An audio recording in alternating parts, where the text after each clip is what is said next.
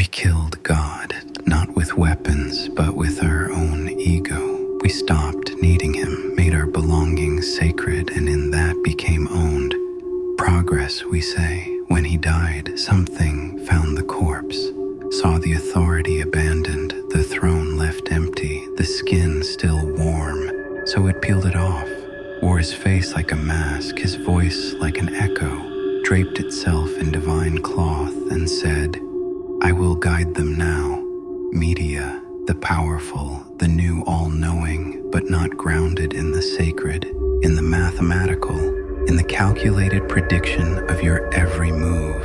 It knows you, calculates your desires, predicts your choices, shapes your reality one scroll at a time. Brands became its prophets, logos, its religious symbols, every purchase, a prayer, every advertisement, a sermon. You don't buy things, you seek salvation in objects. The brand on your chest is your new cross. Politics became scripture, every ideology a gospel, every opponent a heretic. We don't debate, we excommunicate.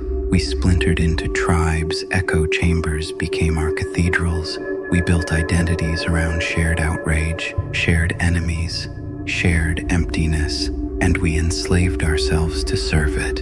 You work jobs that destroy you for things you don't need, things that promise to fill the void left behind but never will. The powerful don't force you anymore. You volunteered, handed over your autonomy, one dopamine hit at a time, drunk on content, sedated by stimulation, hypnotized, sheep walking toward demise, eyes locked on screens, mind numbed by noise, purpose replaced by consumption.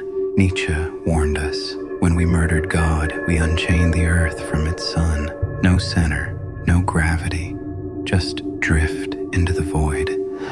But he offered a way forward, not back to what was, beyond the need for it, the above man, someone who creates values instead of consuming them, who builds meaning instead of buying it, who becomes their own authority in the void. You are not that.